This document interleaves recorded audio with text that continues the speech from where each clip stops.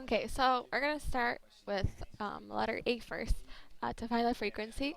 And we know that frequency is speed over wavelength.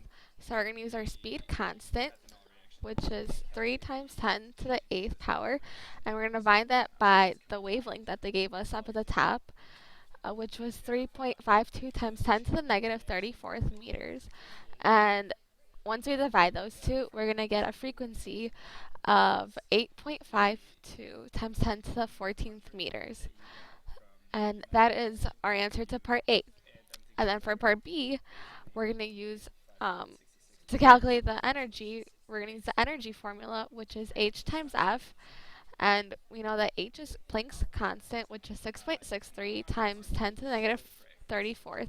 And we're going to multiply that by the frequency, which we found in part A, which was 8.52 times 10 to the 14th. And when we multiply those, we're going to get an energy of 5.65 times 10 to the negative 19th joules. And our last question, number 6. What is the frequency and wavelength of light that has energy of 5.09 times 10 to the negative 19th joules? Well, we're going to start with the frequency first, and we're going to use the energy formula, which is H times F. And if we want to solve for F, it's going to be E over H.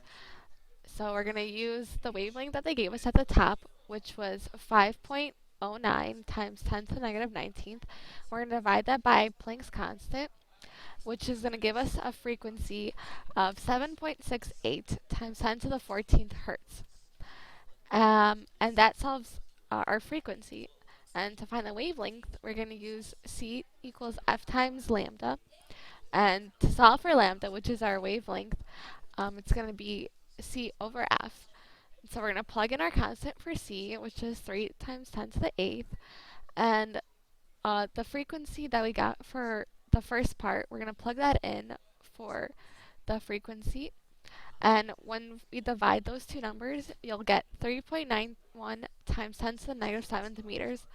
And so that is your answer to the wavelength and frequencies of this problem. And now you are done. Yay!